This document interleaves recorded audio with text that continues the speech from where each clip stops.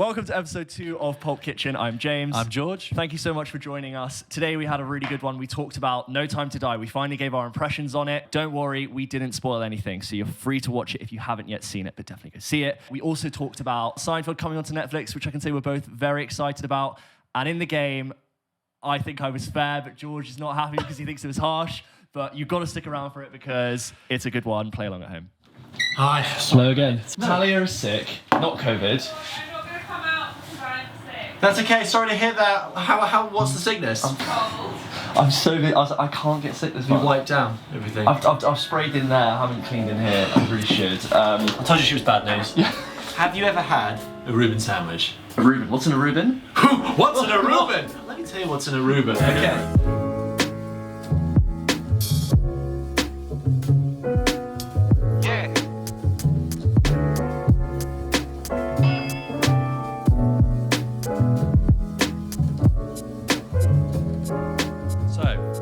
Reuben sandwich, as I explained, New York sandwich invention. Yep. Not invented by a guy called Reuben, invented for a guy called Reuben. And I really love that you did Google it or knew it before and went in here. I Googled it. Yeah.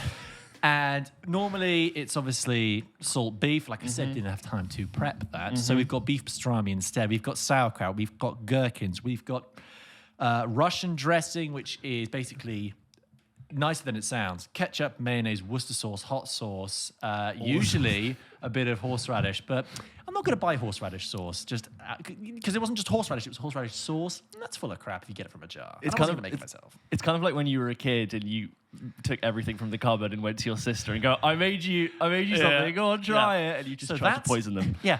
And that's in there. That's in there. So enjoy. And then a bit of Emmental cheese. You can use Gruyere as well. Seasoned with a little, garnished with a little pickle there as well. So we're going to do a cheers. yeah, A a sandwich bump. smush. A sandwich kiss. Oh yeah. That's really good. Props to the Toasty Maker. Props for pushing for the Toasty Maker. Thank you. The Toasty Maker discussion has been going on for 2 weeks. Should we just get Toasty Maker? Is that a silly thing to have for food on a podcast? But I think if anyone took a Google on YouTube food and see how prominent sandwiches are as just a baseline for food content, I see a lot of potential. There's a whole subgenre. I love that you did a McDonald's and you did double cheese either side of it, bringing it together as all good cheese should. Well chosen cheese too. I agree. A Gruyere would have gone down well too. Double buttered bread. It's just side, leaving that little bit of sticky dew on my thumb, which, you know, that's dessert. Do you want to do that again? Who's the sticky Jew?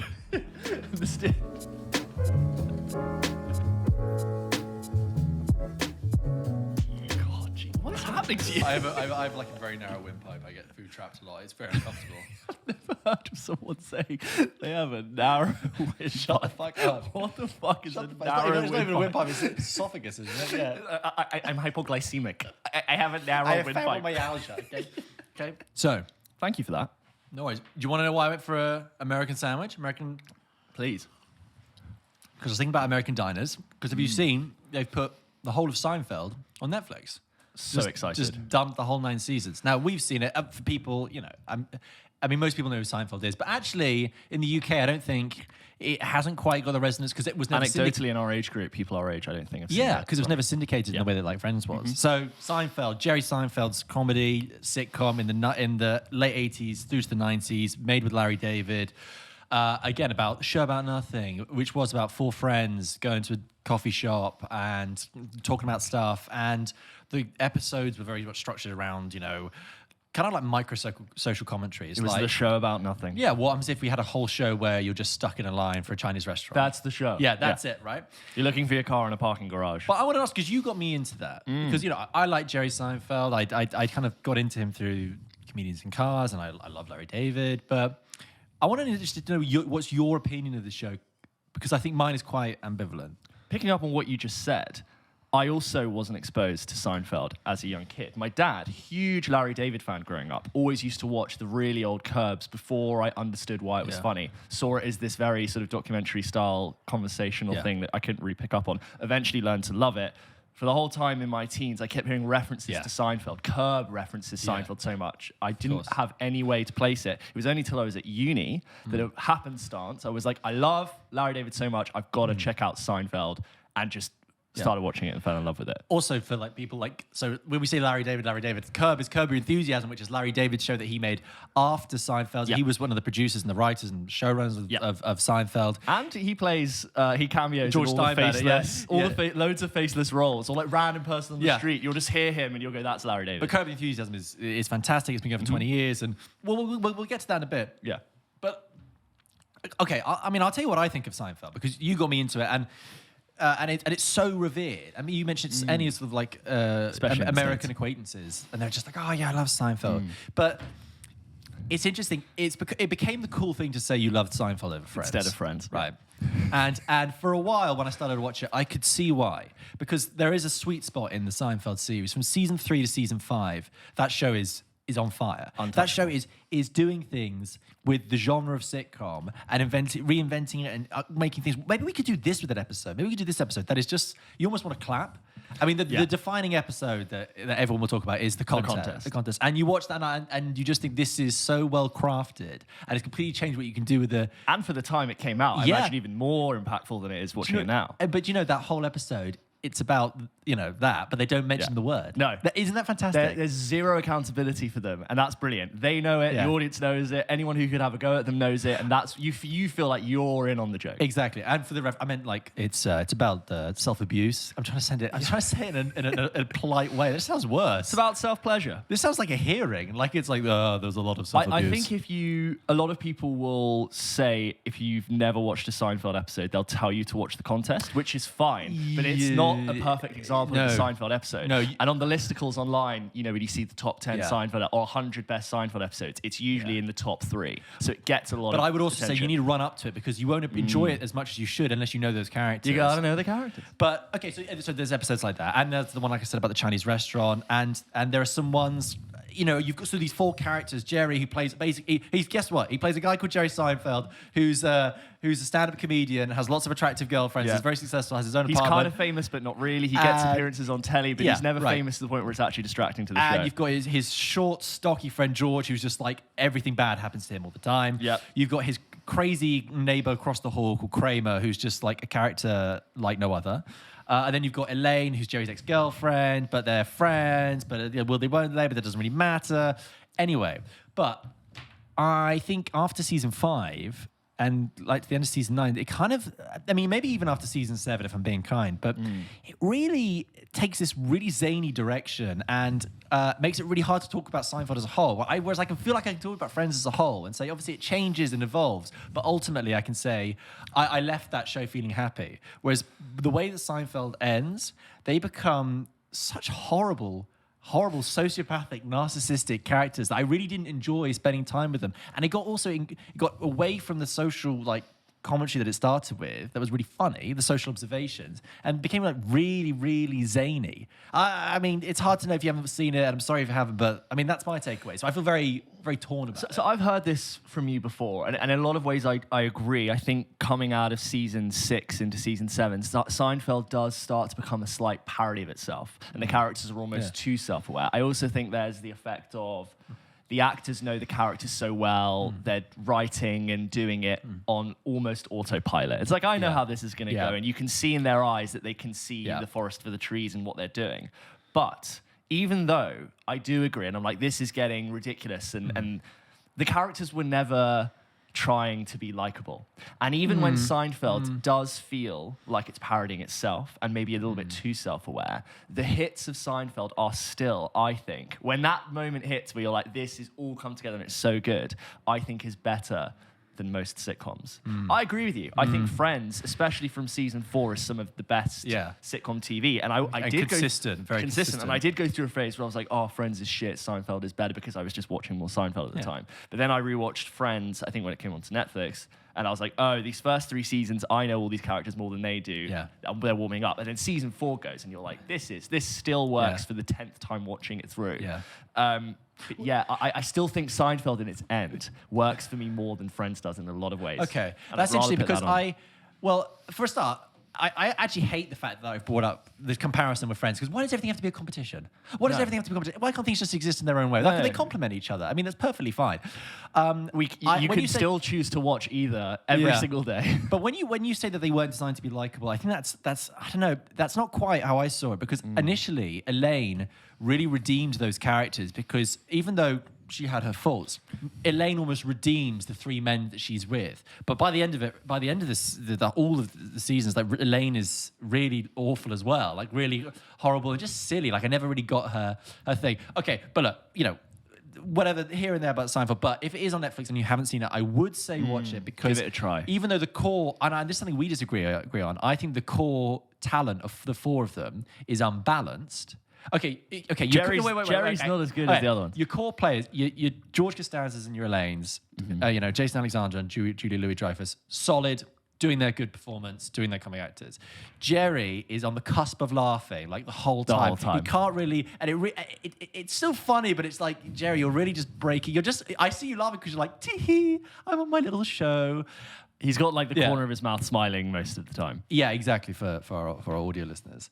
But on the balance of that, though, and this is why I would say for people to watch Seinfeld, because Michael Richards' performance as Kramer is such an excellent like masterclass in physical comic acting. Unbelievable. That isn't from like the silent era. That's in like a relatively modern era. His a single movement is hilarious, and that is such a fantastic skill. He has that thing. You walk in the room and it's funny. Yeah.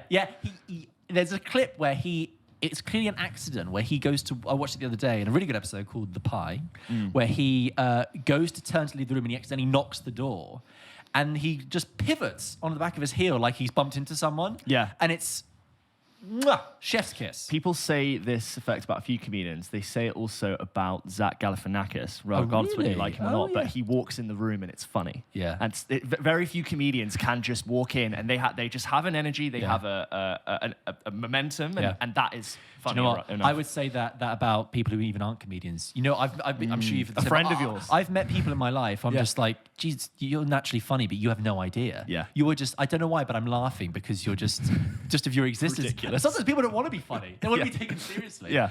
Or they're not aware that they're funny. They could be really dry and deadpan. Yeah. And people laugh at them, but they don't take it in. It's not received. They just are. Well, that was always the thing with like Ricky Gervais and Carl Pilkington, wasn't it? Like he found Carl Pilkington really funny. Exactly. Carl Pilkington had no idea. No. Anyway, Seinfeld, check it out. I don't know, let us know your thoughts. And like with all sitcoms, the first season is the shortest season. It's like 6 or 8 episodes. It's warming up. Season 2 is warming up. Season 2, but you start getting into those iconic, we're looking for a car in the parking garage. We're waiting in line at a Chinese restaurant. It'll be 5-10 minutes. Yeah. We live in a society. Yeah. And then like, as you go through, you're just going to see all the callbacks. But season 5 is like, I think every single episode is a hit. It almost goes hit. Also, the thing we haven't talked about, the reason why Seinfeld, just as a last point, is that it doesn't do continuity. And I think that catches it out, actually. Towards the end. The only season that they do continuity is the one where they do the show, season 4. And the rest of the time, there is no overlap. Okay, obviously, sometimes relationships will, characters will come back. But there is no continuity. I think that affects how much an audience has a stickability with that, how much of a relation. Whereas obviously Friends is like the opposite. Sorry to compare it again. I know I should. It has the love story that you stick around for. One thing, if we're talking about Seinfeld, like we are pretending to someone who's never seen it before, season 4, and reason why it's great is because it's so meta. They are pitching to a network the show that you're currently watching. Yeah. So Jerry Seinfeld and George Costanza, who is meant to be written like Larry David, are going to networks pitching a show about nothing. And that's part of their show. And you're just watching this like, this is ridiculous. But it's so nice because you are so in on the joke. Crazy Joe DeVolo. And what's funny is like so many of my friends who I went to school with, same age as me, adore Curb. Love that it's still good, and so do we. Yeah. And they watch every episode, and we're constantly referencing it, but they haven't watched Seinfeld. And I'm like, I said it 1,000 times. You've got to watch it. You've got to watch it. You do kind of need to see the origin, but I think all the good of Seinfeld is in Curb. Yes. Whereas not a lot of only part of the good of Curb is in Seinfeld. The packaging of Curb is completely different, but the DNA of the comedy is the same. Just a last thing on the. Well, I keep saying the last thing. Why am I trying to cut your conversation short? No. With Curb, what I love is that every episode is like an old-fashioned joke, and that it's constructed like there's like a setup at the beginning, in the middle bit, and there's like 5 concurrent storylines, so 5 different jokes, and the way that it always ends and crafted, where all these jokes come together and into basically a punchline. Boom, boom, But yeah, boom. is terrific. And it doesn't get tired. And it's so cathartic. It's cathartic. And how brilliant is it that Larry David is moaning, you know, hey, well, I don't want to, you know, he could be so irritating. But actually, you just like, we all have Larry David inside us. He's like our patron saint of sticking up for the small stuff. You know, I don't like when people chew gum around me. You know what I like about you, Larry? You say the shit no one else would say. yeah, that's it. Yeah. So this week, George and I went to go see the brand new James Bond film, No Time to Die. We actually went to go see this film together. Yep. We thought it would be interesting to record 5 minutes of our thoughts just before going in, what our expectations were, what we wanted, see the film, come straight out. We didn't talk to each other. We literally walked straight back to where we recorded our intro and then give our raw thoughts as fresh as they are coming out the cinema. If for some reason you didn't know, No Time to Die is Daniel Craig's 5th James Bond movie. It's starring Rami Malek, Lea Seydoux, Ralph Fiennes, Naomi Harris, Ben Whishaw. Crikey, I mean, yeah. I mean, I feel like most people know that. If we reference any of them later, that's who we're talking about. That's it. Also worth noting that this film has been delayed by over a year now. 18 months. 18 months. It's meant to come out last April spring. 2020, yeah. It was one of the biggest films. I think a lot of people also from last Christmas were really hoping they would sign a deal with someone and release it, but they didn't. But anyway, so George and I went to go see it. Here are our thoughts. Roll the clip. Okay, so George, what are we doing here? It's a Saturday. It's we're in Finchley Road, London, A multiplex. United Kingdom. Yeah. At 11:30 in the morning. My decision. On a very grey day. On a very grey, British, miserable day. So what a perfect day to see a British icon. Absolutely. I must also say, George, this is the first time I've been to the cinema Yeah. for a long time. The last time I went was with you me. to go see Tenet. Yeah. What was that, July? That was September 2020. And that was the last time I went to the cinema as well. So this is a new day for us both. A post-pandemic, or still in pandemic, cinema trip. Even though we look like we're on a geography field trip. Yeah, we look like we're turning over we look rocks looking for we look like we're waiting for the bus to turn up. We've got a clipboard. The pupils are over there. I read quite an interesting thing on the internet about how originally James Bond was written coming out of World War II, where there were rationings and food shortages and not enough food, and now we're here in 2021 where we've just had a year. Well, right now this week we've had fuel shortages and not enough food, and it's always been this lovely glamorous Uber escapism for so many people, and I like that James Bond still plays that role. Probably Well, in the next film, he'll be a lorry driver. Yeah, that's Mission Impossible. that will be the most exciting thing ever. So George, what do you say you want out of this movie? Well, I just want to have some fun. Yeah. I just want to have some fun. I have no real strong attachment to James Bond. Yeah. I don't dislike him, but I really take my enjoyment of Bond on a film-to-film level. You You should. So, Casino Royale, I enjoyed it, but I saw it at the cinema 15 years ago. Didn't see Quantum of Solace. Saw Skyfall once at the cinema, enjoyed it. Saw Spectre, thought it was pretty laughable, actually. Pretty laughable. I like the director. Yeah. So I'm up for it. I'm all right. But also, if it's a disappointment, I don't feel like I've lost nothing. You've taken very little going All in. I've done is sat in the dark for 3 hours. Yeah. I've stayed away from reviews, but someone said, it's the best Bond film in years. And I was like, well, it's been 6 years. And we don't. I think what's kind of nice about James Bond is we don't get one every year. They are a bit more of an occasion. They're a bit special. And I think I often am comparing it to a lot of other things, which are actually a lot more frequent, a lot more annual.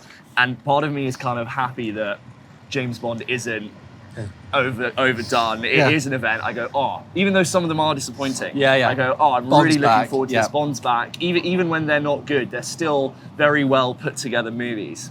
But they said that about this thing when they say it's best Bond film in years. It's like, no, they just mean it's the best Bond film, the one before the last one. Because when Skyfall came out, they're like best Bond film in years. When Casino Royale came out, like best Bond film. So by the law of averages, it went Casino Royale good, bankable Quantum statement. So actually, this should be a good one.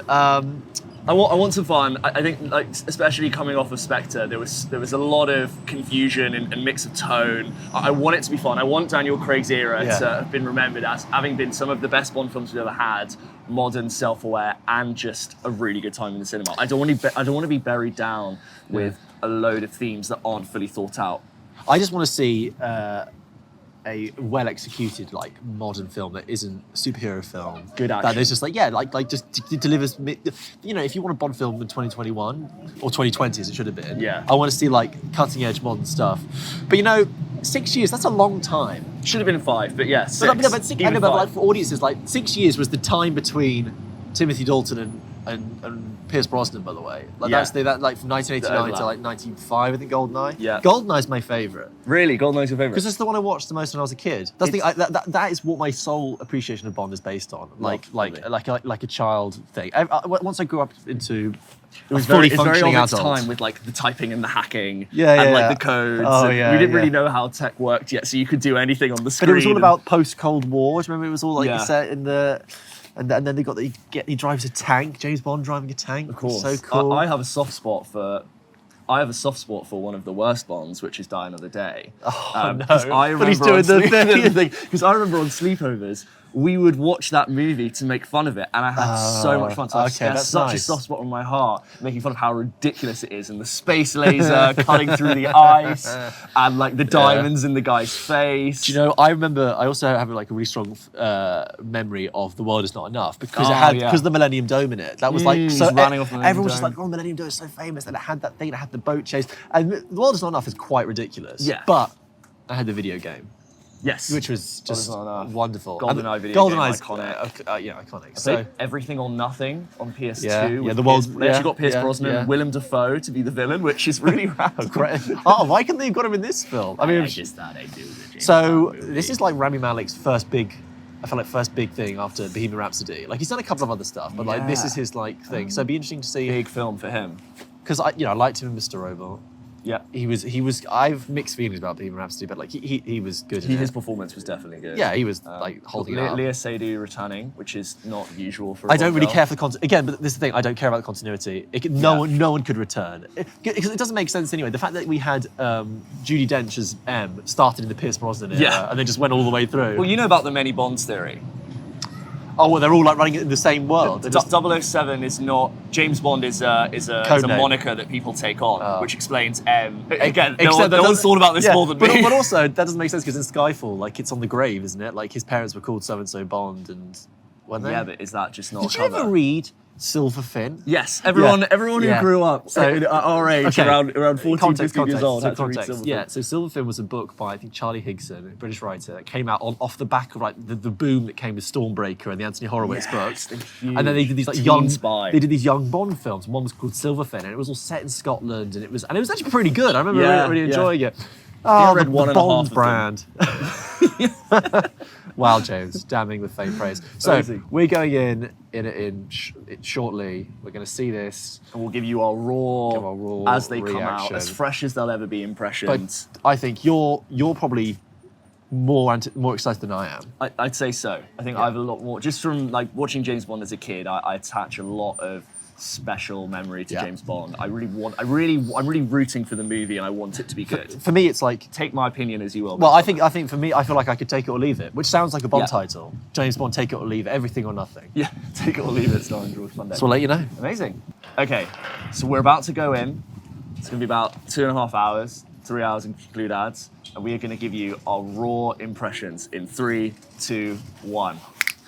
So there we go. Yes. About 3 hours later, We're here. we've just finished seeing No Time to Die. The weather Yeah. is still terrible. Worse, I'd say. Yeah, well, oh yeah, definitely Yeah. worse. Yeah, grim.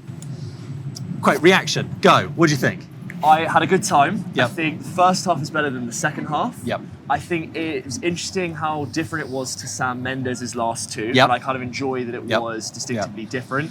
It's missiles, nanobots, viruses, and magic flowers. And, I don't think it was Yeah. bad. Overall, I really Yeah. enjoyed myself. Yeah. I thought a Yeah. lot of the jokes really landed, and I was Yep. having a good time. Yep. As I just said, first half better than the second. Yep. Yep. I really enjoyed a lot of the performances around Daniel Craig. Yep. I love that we got to see Yep. more of Ray Fiennes in Yep. this. They had a couple of really great scenes together. A couple of plot points, but this is completely spoiler free, but a couple of plot points I'd say towards the end I feel like a lot of these conflicts could have been resolved if some characters had had better lines of communication between them. And if we had just kind of earlier on explained what was going on, maybe we wouldn't have to be in the situation. Yeah. But all in all, I had a good time. Well, George. going in, I was like, that's all I want. It's a good time. And I had a good time. I got what I wanted. Yeah. It was shot really well directed. I really like that director, and there's some excellent, like, little individual vision bits, like little scenes, little vignettes, like the abseilers and stuff.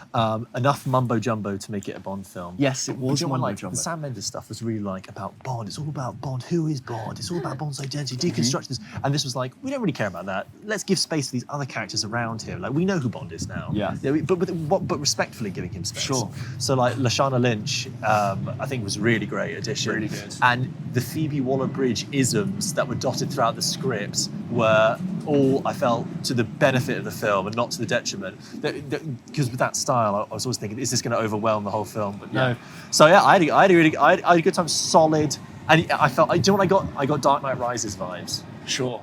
Yeah. What you were saying about the script, it really did feel like a script that it's like, when you get your parents to look over your homework. Whereas I feel like Spectre was handed in the night before. Yeah. Oh yeah, rushed. Just rushed. No one had really gone to connect the dots. It was quite frustrating. I would say, a bit like you, I think the second, it's 2.5 hours just over. Yeah. I think it lags in like towards the end. Otherwise, really well paced up to that. Yeah, really well paced, really great. But if I had one disappointment, I'd say it's Rami Malek, actually, as the villain. I think he wasn't given enough time in the film to really establish himself. And once he was there, he actually didn't really go anywhere with it. It was quite one-note, one-dimensional. It's all very well doing the very glassy-eyed, whispery villain thing, but I wanted more of a justification for his actions apart from I'm part of an evil syndicate with evil people that does evil things. Because he's very visually compelling, and there's the mask, and this is all sort of stuff you'd see in the trailer, and the plot is, his plan is all sort of very well and good and much respectable, but I'm like, I don't have a context for why you want to do this and what the reason is. Sometimes I think, is he restricted because it's the Bond villains? That's quite a restricted role. But then I think about how much I enjoyed Javier Bardem in Skyfall. Yeah.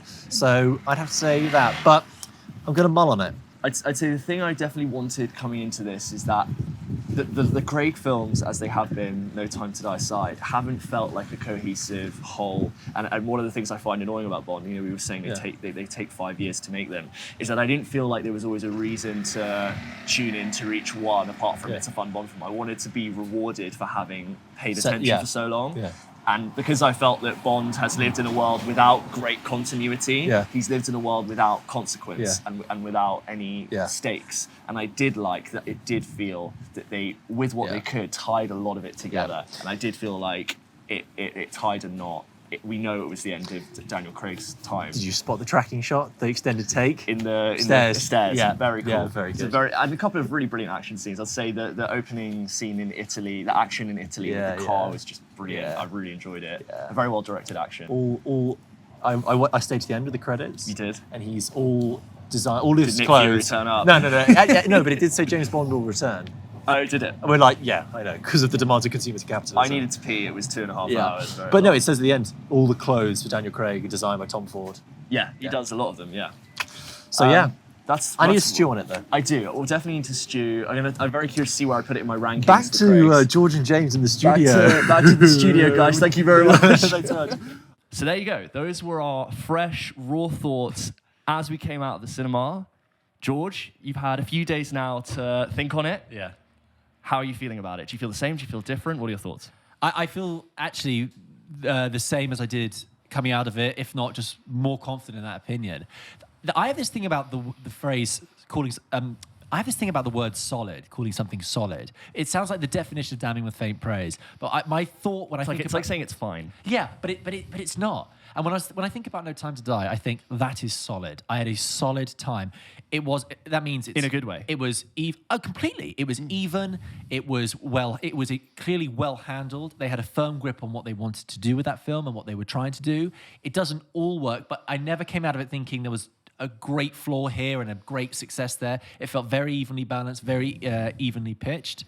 The MVP for me is Lashana Lynch. She is just every scene that she has such agency, and like I really felt like you kick those baddies. She's you cool. Punch them. She's a cool character. Effortlessly cool. In a way, she's like cooler than Bond in some of those scenes, which is brilliant. Because he's old. Craig films have always been on James Bond's old, but he's like a bit cringe almost. So anyway, I think it's definition solid. I really like Cary Fukunaga. I couldn't remember his name when we were recording outside the cinema. That there's an extended take, I won't say when, in this film, which is brilliant because the first time I saw Cary Fukunaga, his work was True Detective, like back in 2014. I remember there was an episode in that when there's an extended take, and everyone was just like, an extended take? This is pre-1917 and pre-Victoria, you know, all those films. Daredevil that used. episode 1. Right, okay, so all these one-shot films, and seeing this, I was like, that is good. I think it is so much about being the end of a series of 5 films and how much it actually did so well to lean on the fact that it was the end, and how maybe the other films in the middle could have been better had they been more leaning on something that mattered. Yeah. There were reasons for something to or to not happen. It felt like there were stakes and consequences, Yeah. and that was more appealing and more mesmerizing than some of the last films are. And what you're saying about, when we're talking about recommending it to people, chances are, even when Bond films are bad, they're quite well made, and it's still for everyone. So even if they are bad, I can still say, even though Spectre's not a great movie, you'd probably have quite an entertaining time watching it because it does look really good, and it is something that it will hold your attention even if towards the end you're not loving it. Thinking more about pacing, that film was really well paced until it wasn't. There was this moment it was where tight until it wasn't. Yeah, there was some really great, because Bond is always going to be jet setting around. You're always going to change locations. Your characters are going to come in and out. I actually thought Ana de Armas's character was just the right amount. In a way, it's like it's almost disposable, but her insertion is so much fun. Yeah, so much. Sorry. No, that's exactly what I think. It was just the right amount there, and then it was gone, and you were like, I liked her. I'd love to see her again, but the fact that you've left me wanting more is perfect.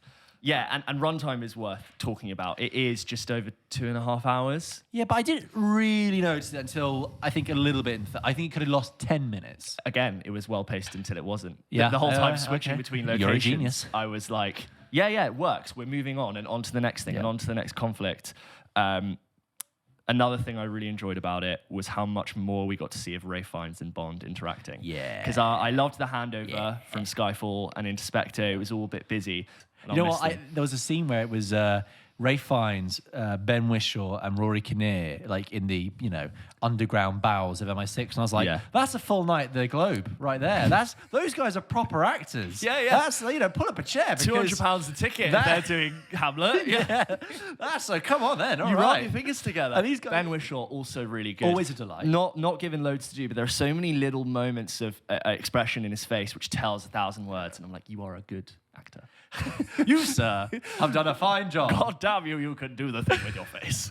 Just talking about Daniel Craig's era as a whole, is your ranking of his films matching mine? I don't know if it is. Mine is Skyfall, Casino, No Time, Spectre, Quantum. I'm going to really out myself as a massive amateur for doing a film podcast. I've seen Casino Royale once at the cinema when it watch came it on out. Sky on Friday You night. remember, home I'm from not school. a massive Bond fan. Yeah. So I saw it 15 years ago when I was 12. 12, yeah. Wow. I didn't see Quantum of Solace. You've not seen. I mean, it's rubbish, but you've not seen it. Wasn't interested, and it didn't get very good reviews. So I was like, yeah, don't. I have seen Skyfall. I did really like Skyfall. I really enjoyed it. I have seen Spectre, which I thought was a bit laughable. Really undermined all the good work Skyfall did. And now I've seen this. So my ranking will probably be, I don't know. I haven't seen Skyfall in a long time. It'd be probably Skyfall, No Time to Die, and then the rest. Fine. Oh no, probably Casino Royale, because I just imagine that's better than Spectre, and then Wow, yeah. You fair were enough. expecting a really interesting answer. You no, didn't I get think it. that's interesting. And I'm in no position to say, well, you got to watch Quantum of Solace. No. Like, it's too late. Yeah, I did do a bit of a recap on the internet about that, and I was like, yeah, I'm glad I didn't spend my time on that. They had writing strikes. They didn't have a script, or they were making it. Yeah. Not a great plan. A bit like this show. Yeah. It's game time. Brilliant. So, we played this game before. This is the haiku game. I don't have a better name for it. You know what? The name should be a haiku. So, George is very good at guessing films. He has an encyclopedic knowledge of films. And he's also very good at knowing when they came out. So, in this game, I have written a haiku about a film. It's somewhat abstract, somewhat has thrown in synonyms and different things.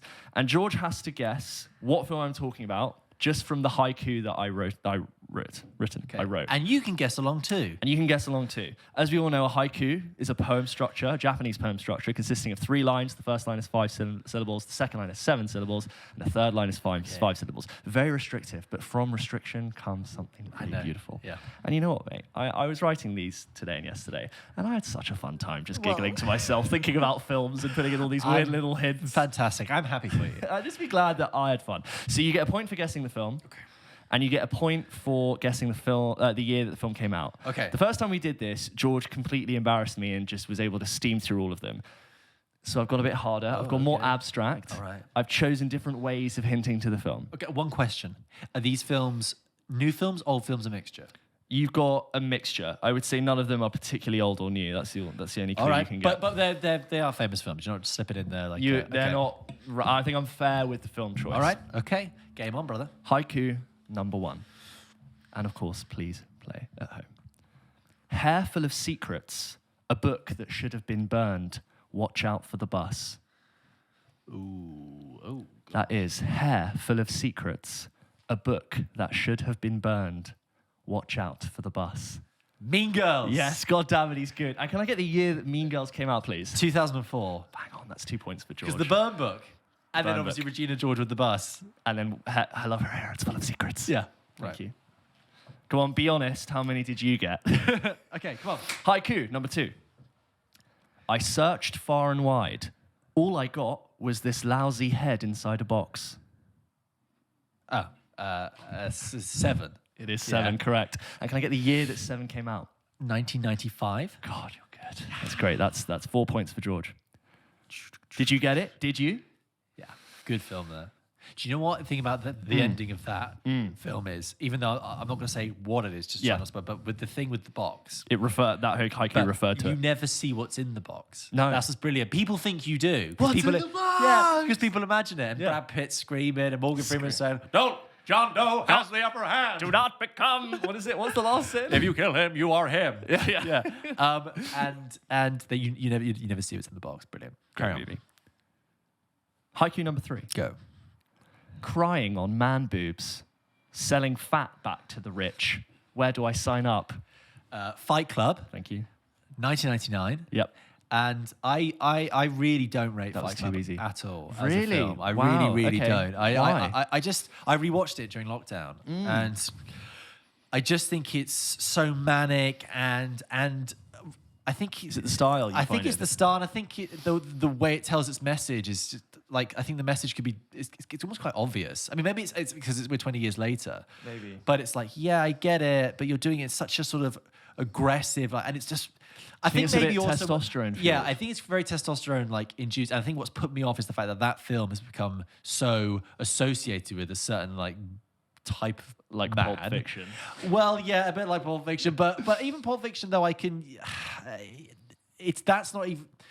I think that's slightly different. I think Pulp Fiction has much more redeeming qualities as a film itself. I think if you are a teenage boy, you're gonna bloody love it, and I don't mean that in a bad way. But I think if you're starting to really get into film, I think Fight Club is really enjoyable, especially for a first time Yeah, watch. well, yeah, And I think it presents it was its story the in a fun Joker. way. It was Joker of 1999. You know, when everyone in their teenage years goes through that like little blip of being a revolutionary, like, yeah, man, we should all just like X, Y, and Z. Yeah. It's wonderful for someone going through that phase. Sure, as long as they do it in a calm way and don't actually punch anyone. But sure. Anyway, moving on. Thank you. This one you should get. Haiku number 4. When treasure hunting, don't mess with Yahweh's power or evil Nazis. Raiders of the Lost Ark, Bang on. Yeah, please. 1982. Oh, he misses the year. It's 1981. So sorry, your eyes. George. Shut you your eyes. idiot. Oh, come on, Keep baby, your come eyes on. shut. Come on, but not bad. You though. got the haiku bang on. Yeah. But I'm just giving you a hard time. No, that's fine. I'll take the hard time. You ask. Haiku number 5. Okay. Thump. The absence of light stars a shining soldier from the Middle Ages. Stars are shining. The absence of light stars a shining soldier from the Middle Ages. This one is deep. Okay. Because it's a film that wouldn't be described this way. And it's a different way of writing about a film. I'll read it to you one more time. Is it a bit of a cult film? Yes. Is it directed by... Can I have a couple of questions around it? You can have a Is it directed by a director that has also made, quite a lot of interesting films? I wouldn't even call them like high-profile films, though. Yes. And this had 2 high-profile actors in it. No, yeah, like at least one who was very famous for playing a superhero. Yeah. Yes. Yes. Is it The Fountain? No. Oh, But you're not far off. oh, okay. Let me do this again. The then. answer was correct for all your questions. Apart from saying it was only 2 stars. Let me Shall I read it to you one more time? Yeah, please. This is haiku number 5. I love that I've stumped him. The absence of light. Stars a shining soldier from the Middle Ages. So the absence of light, stars is just one line, or The absence of light. The absence of light. That's Yeah. 5 syllables. Stars a shining soldier from, that's 7, the Middle Ages. The absence of light. Stars a shining soldier from the Middle Ages. jeez. It is fair. It's hard but fair. Is it from I'm the gonna noughties? give you Is it from another. the noughties? It is from the noughties. I'll give you another minute before I give it away. I have to put a timer on it sometime. So the absence of light is darkness, right? Or blackness. If you don't get this, you're gonna kick yourself. And it has an actor in it who was famous for playing a superhero. The answer's not no.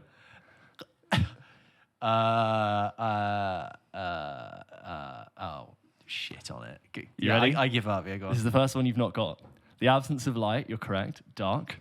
And Night. stars are shining. The Dark Knight. Shining soldier from the Middle Ages is a knight. The Dark Knight. Yeah. All your questions you asked were correct. You know why I always struggle with ones because that's a very what's the word I'm looking for? Literal description. That's not describing the film. That's a literal word of the breakdown of the words, and I always words. struggle with those. So I was writing this to myself at lunch today, and I thought I was writing and I stopped. I go, you know what? No. I need to change up how I'm describing these because this fuck is gonna get everyone. Oh, okay. And just to redeem yourself, what year did The Dark Knight come out? 2008. It is. Well done. Okay. This is the last one. This is the last one. This is the last All one. right, better be a good one then. I think you'll get it. Okay. In media res, soft, wet, shapeless mass of books in a twist contest. Now, is that describing events in the film, or is it like the previous one where it's like stanza? Poetry be poetry. Give it to me again. In media res, soft, wet, shapeless mass of books in a twist contest. In a twist contest. Again, I'm cryptic, but I am fair.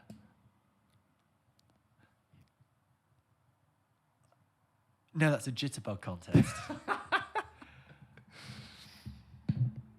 Sorry, George, give me for those listening, George spun like a doe about to be hunted. like a whirling dervish. Like a whirling dervish. Give it to me one more time. In media res, soft, wet, shapeless mass of books in a twist contest. Are you listening, screaming at your phone because you know what it is? The soft mass of books. George, you're going to kick yourself. I'm going to give you another. Because the film I have in my head is obscurer than this is. Is this quite obscure, or is this actually quite a famous film? It's a very famous film. I am Very. fair. I'm gonna literally time you. I know it's really harsh, but because I can't let you go on forever and it's not interesting. Give me the decade. No, you can't do that. No.